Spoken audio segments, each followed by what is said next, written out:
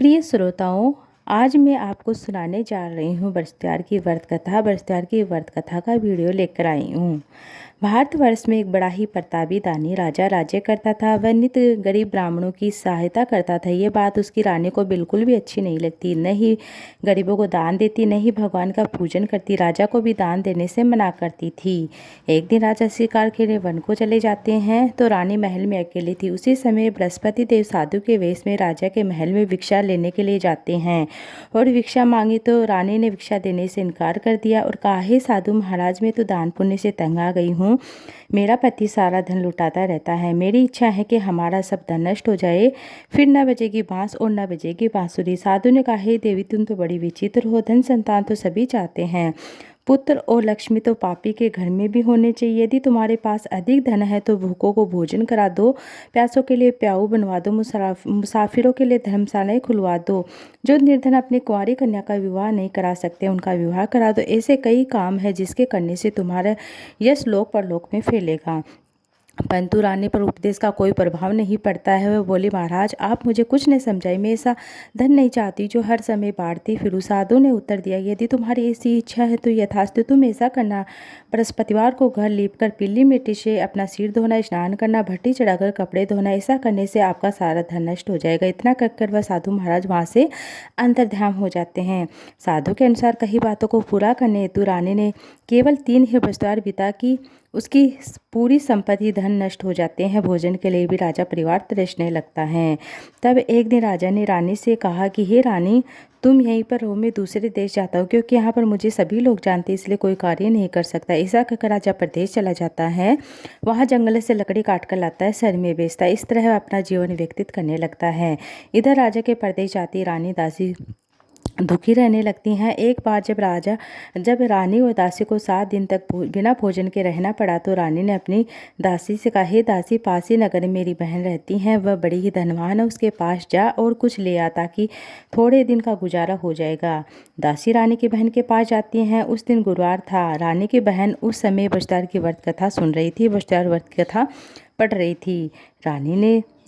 दासी ने रानी की बहन को अपनी रानी का संदेश दिया। रानी की बड़ी बहन ने कोई उत्तर नहीं दिया। वह जब दासी को कोई उत्तर नहीं मिला तो वह अपने वापस आती है और अपनी रानी को बताती है, रानी, तुम्हारी बहन तो बहुत ही घमंडी है, वह छोटे लोगों से बात ही नहीं करती हैं। तब उसमें रानी की बहन बोलती हैं, इसमें उसका कोई दोष नहीं है। जब बुरे दिन आते हैं तो उसमें कोई सहारा नहीं देता है। बुरे दिनों का पता हमें विपत्ति में चलता है। यह सुनकर रानी ने भाग्य को कोसा। उधर रानी की बहन ने सोचा कि मेरी बहन की दासी आई थी, परंतु मैं उससे नहीं बोली, इससे वह दुखी हुई होगी। यह कहकर कथा सुनकर पूजन समाप्त करके अपनी बहन के घर आती है। वह कहने लगती है, बहन, मैं बृहस्पतिवार का व्रत कर रही थी, तुम्हारी दासी मेरे घर आई थी, परंतु जब कथा होती है तब न उठते, न बोलते, न बोली, इसलिए मैं नहीं बोली। कहो दासी, क्यों गई थी? रानी बोली, बहन, तुमसे क्या छिपाऊं, हमारे घर में अनाज नहीं था। ऐसा कहते कहते रानी की आंखें भर आती है। उसने दासी समेत पिछले 7 दिनों के भूखे रहने की बात बताई, बहन को विस्तार पूर्वक सुना दी। रानी की बहन बोली, देखो बहन, भगवान बृहस्पति देव सबकी मनोकामनाओं को पूर्ण करते हैं। देखो, शायद तुम्हारे घर में अनाज रखा हो। पहले तो रानी को विश्वास नहीं होता, पर बहन के आग्रह करने पर अपनी दासी को अंदर भेजा। उसने सचमुच अनाज से भरा हुआ घड़ा मिलता है। यह देखकर दासी को बड़ी हैरानी होती है। दासी रानी से कहने, हे रानी, जब हमको भोजन नहीं मिलता तो हम रोज ही व्रत करते। इससे व्रत की विधि, कथा विधि पूछ ली जाए तो इसमें क्या संकोच है, ताकि हम भी व्रत करेंगे। तब रानी ने अपनी बहन से बृहस्पतिवार के व्रत के बारे में पूछा। उसकी बहन ने बताया, बृहस्पतिवार के व्रत में चने की दाल, मुनके से विष्णु भगवान का केले की जड़ से पूजन करते हैं, दीप लगाते हैं, व्रत कथा सुनते हैं, पीला भोजन करते हैं, इससे बृहस्पति देव प्रसन्न होते हैं। व्रत और पूजन विधि बताकर रानी की बहन अपने घर को लौट आती है। 7 दिन के बाद जब गुरुवार आया तो रानी और दासी ने व्रत रखा। गुड़साल में जाकर चना गुड़ ले आती हैं। फिर उसने केले की जड़ तथा विष्णु भगवान का पूजन किया। पीला भोजन कहाँ से लेगा, इस बात को लेकर दोनों बहुत ही दुखी थे। चूंकि उन्होंने व्रत रखा था इसलिए बृहस्पति उनसे प्रसन्न थे, इसलिए वे एक साधारण व्यक्ति का रूप धारण करके 2 थाली में सुंदर पीला भोजन लेकर आते हैं। भोजन पाकर दासी प्रसन्न हो जाती है। फिर रानी के साथ मिलकर भोजन ग्रहण करती है। उसके बाद से सभी गुरुवार का व्रत पूजन करने लगते हैं। बृहस्पति भगवान की असीम कृपा से उनके पास फिर से धन संपत्ति आ गई, परंतु रानी फिर से पहले की तरह आलस्य करने लगती है। तब दासी बोलती है, देखो रानी, तुम पहले की तरह इसी प्रकार आलस्य करती तो तुम्हें धन रखने में कष्ट होता है, इससे कहाँ सभी धन नष्ट हो गया। अब जब भगवान बृहस्पति की कृपा से धन मिला है तो तुम्हें फिर से आलस्य होता है। रानी को समझाते हुए दासी कहती हैं, बड़ी मुसीबतों का बाद हमने ये धन पाया, इसलिए हमें दान पुण्य करना चाहिए, भूखे मनुष्य को भोजन कराना चाहिए, धन को शुभ कार्य में खर्च करना चाहिए, जिससे हमारे कुल का यश बढ़ेगा, स्वर्ग की प्राप्ति होगी, पितर प्रसन्न होंगे। दासी की बात सुनकर रानी अपना धन शुभ कार्य में खर्च करना शुरू करती है, जिससे पूरे नगर में यश फैलने लगता है। बृहस्पतिवार का व्रत कथा के बाद श्रद्धा के साथ आरती करनी चाहिए, इसके बाद प्रसाद बांटकर सभी को ग्रहण करना चाहिए। एक दिन राजा दुखी होकर जंगल में एक पेड़ के नीचे आसन जमाकर बैठ जाता है। वह अपनी दशा को याद करता है, व्याकुल हो जाता है।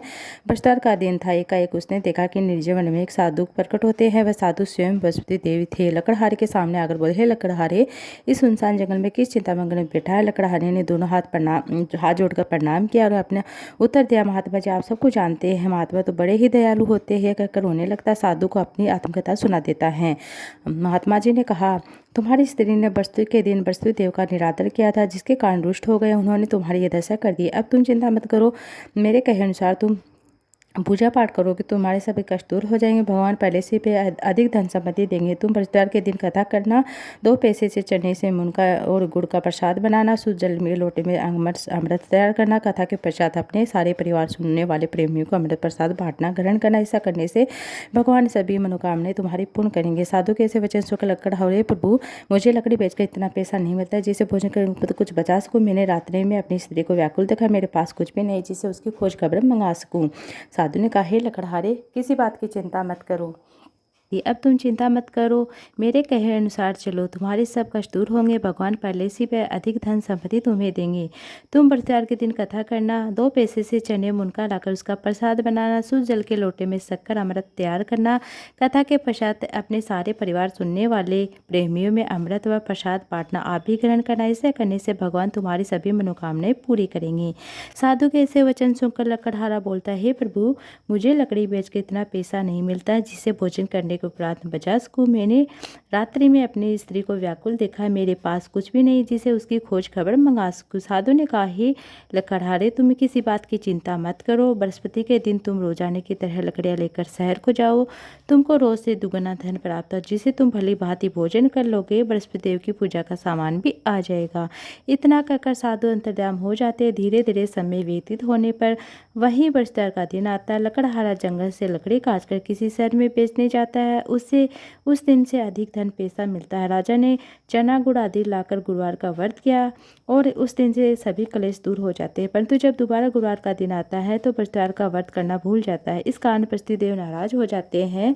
उस दिन उस नगर के राजा ने विशाल एक आयोजन किया था। शहर में घोषणा करा दी, कोई भी मनुष्य अपने घर को भोजन न बनावे, आग न जलावे, समस्त यहाँ मेरे भोजन करने। इस आज्ञा को जो न मानेगा उसे फांसी की सजा दी जाएगी। इस तरह की घोषणा संपूर्ण नगरों में करवा देता है। राजा की आज्ञा अनुसार शहर के सभी लोग भोजन करने जाते हैं, लेकिन लकड़हारा कुछ देर से जाता है।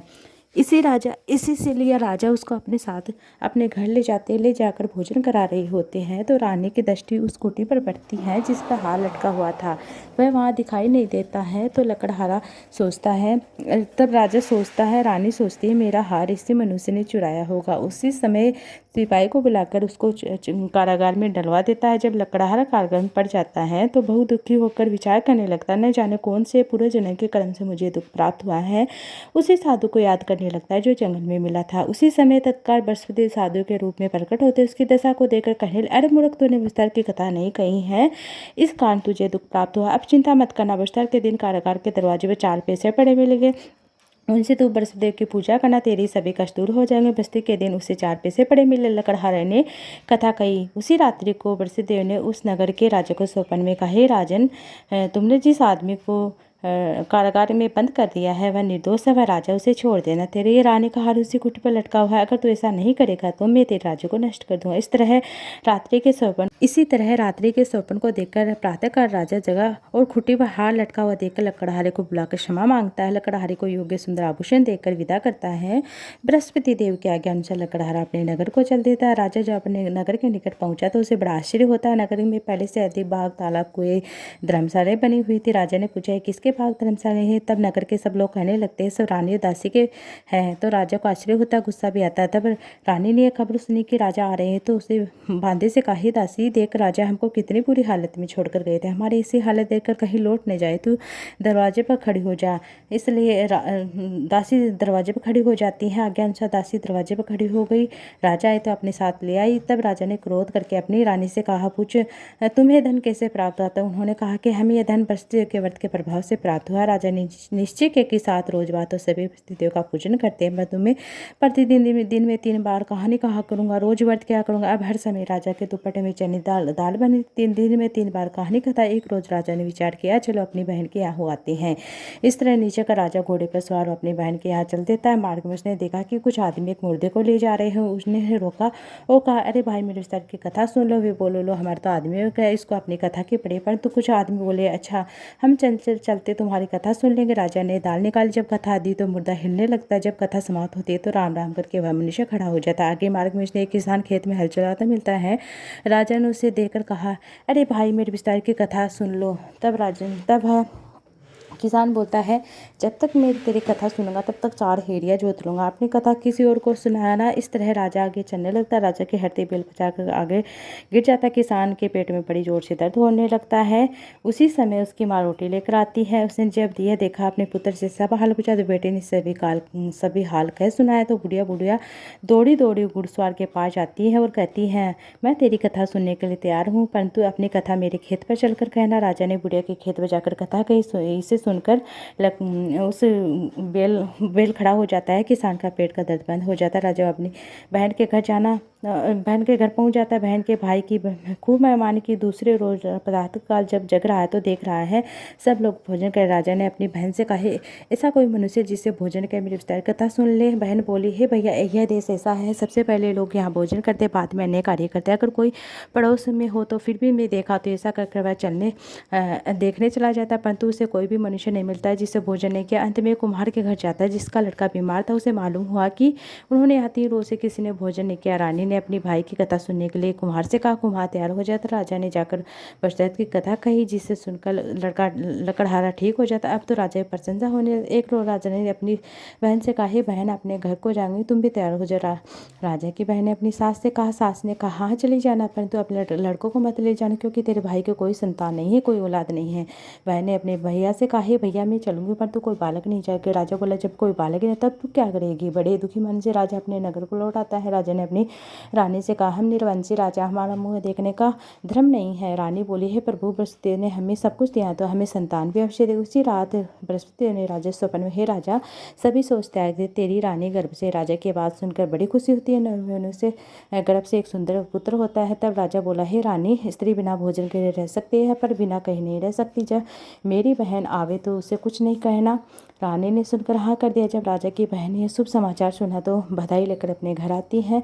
अपने भाई के यहाँ आती है। तभी रानी ने कहा, घोड़ा चढ़कर तो नहीं है, गधा चढ़ी आई है। राजा की बहन बोली, भाभी मैं इसका नहीं कहती तो तुम्हें औलाद कैसे मिलती। बृहस्पति ऐसे ही हैं जिसके मन में जो कामनाएं होती सभी को पूर्ण करते हैं। जो सद्भावना से पूर्व बृहस्पति का व्रत कथा सुनता है, पढ़ता, सुनाता है, दूसरों को सुनाता है, बृहस्पति सभी मनोकामनाएं पूर्ण करते हैं। भगवान बृहस्पति सभी उनकी रक्षा करते हैं। संसार में जो मनुष्य भगवान सद्भावना से भगवान बृहस्पति देव का पूजन करता है, सच्चे हृदय से उनका मनन करता है, जयकारा बोलता है, उनकी सभी मनोकामनाएं पूर्ण कर देते हैं। ऐसी सच्ची भावना से राजा रानी ने उनकी कथा का गुणगान किया है। उनकी सभी इच्छाएं बृहस्पति ने पूर्ण की। इसलिए पूर्ण कथा होने के बाद प्रसाद लेकर जाना चाहिए। हृदय में उनका मनन करते जयकारा बोलना चाहिए। प्रेम से बोले, बृहस्पति भगवान की जय, विष्णु भगवान की जय। एक अन्य कथा है बृहस्पति देव की। प्राचीन काल में ब्राह्मण रहता था। वह बहुत ही निर्धन गरीब था। उसे कोई संतान नहीं थी। उसकी स्त्री बहुत ही मलिनता के साथ रहती। वह न स्नान करती, न किसी देवता का पूजन करती। उससे ब्राह्मण देवता बड़े दुखी थे। बेचारे बहुत कुछ कहते, किंतु उसका कोई परिणाम नहीं निकला। भगवान की कृपा से ब्राह्मण की स्त्री के कन्या रूपी रतन पैदा होता है। कन्या बड़ी होने लगती है, स्नान करके विष्णु भगवान का जाप करती है, प्रचार का व्रत करती है, अपने पूजन पाठ को समाप्त करके विदा ले जाती है। अपनी मुट्ठी में जो भर ले जाती है पाठशाला के मार्ग में डाल जाती है। जब जो श्रवण के हो जाते तो लौटते समय उनको बीनकर घर ले आती है। एक दिन वह बालिका सूप में उन सोने के जो को साफ कर रही थी, फटका रही थी, तो उसके पिता ने देख लिया। कहा, बेटी सोने के जो साफ करने सोने का सूप होना चाहिए। दूसरे दिन बृहस्पतिवार का दिन था। इस कन्या ने व्रत रखा, बृहस्पति प्रार्थना की। कहा, मैंने आपकी पूजा सच्चे हृदय से सच्चे मन से की तो मेरी प्रार्थना स्वीकार कर लेना। रोजाना की तरह कन्या जो फैलाती जाती है। जब वह जो बीन रही थी आते समय बस्ती देव की कृपा से सोने का सूप मिल जाता, उसे घर ले आती है, उसमें जो साफ करने लगती है, परंतु उसके माँ का वही ढंग रहता है। एक दिन की बात है कि कन्या सोने के सूप में जो साफ कर रही थी, उस समय उस शहर का राजपुत्र वहां से होकर निकलता है। इस कन्या के रूप और कार्य को देखकर मोहित हो जाता है, अपने घर आकर लेट जाता है, जल त्याग उदास होकर लेट जाता है। राजा को इस बात का पता चला तो अपने प्रधानमंत्री के साथ उसके पास जाते हैं और बोले, बेटा तुम्हें किस बात का कष्ट है? किसी ने तुम्हारा अपमान किया है या कोई अन्य कार्य हो? कहो, मैं वही कार्य करूंगा जिससे तुम प्रसन्न होंगे। अपने पिता की बातें सुनकर राजकुमार कहने लगता है, पिता मुझे किसी बात का कष्ट, ना किसी ने मेरा अपमान किया है, परंतु मैं उस लड़की से विवाह करना चाहता हूँ जो सोने के सूप में जो साफ कर रही थी। यह सुनकर राजा आश्चर्य में पड़ जाता है, बोलता है, बेटा इस प्रकार की कन्या का पता तुम ही लगाओ, मैं उसके साथ तेरा विवाह अवश्य करा दूंगा। राजकुमार ने उस लड़के के घर का पता बताता है। तब मंत्री उस लड़के के घर जाते हैं और ब्राह्मण देवता और सभी हाल कह बताते हैं। ब्राह्मण देवता राजकुमार के साथ अपनी कन्या का विवाह करने के लिए तैयार हो जाता है। विधि विधान के साथ ब्राह्मण के कन्या का विवाह हो जाता है। राजकुमार के साथ कन्या के घर जाते ही पहले की भांति उस ब्राह्मण देवता घर में गरीबी का निवास होता है। अब भोजन के लिए भी अन्न बड़ी मुश्किल से आता है। एक दिन दुखी होकर ब्राह्मण देवता अपने पुत्री के पास जाते हैं। बेटी ने पिता की दुखी अवस्था को देखकर अपनी माँ का हालचाल पूछा। तब ब्राह्मण ने सभी हाल कह सुना। कन्या ने बहुत साथ देने कर अपने पिता को विदा किया।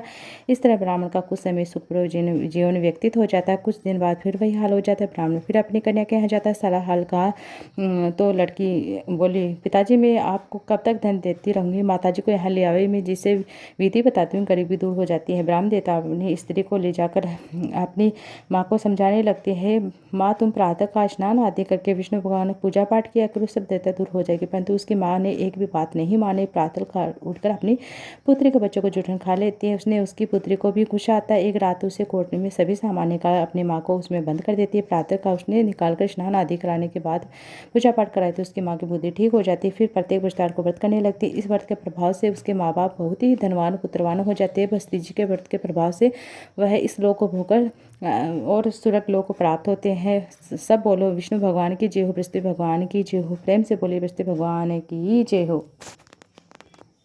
बृहस्पतिवार की आरती।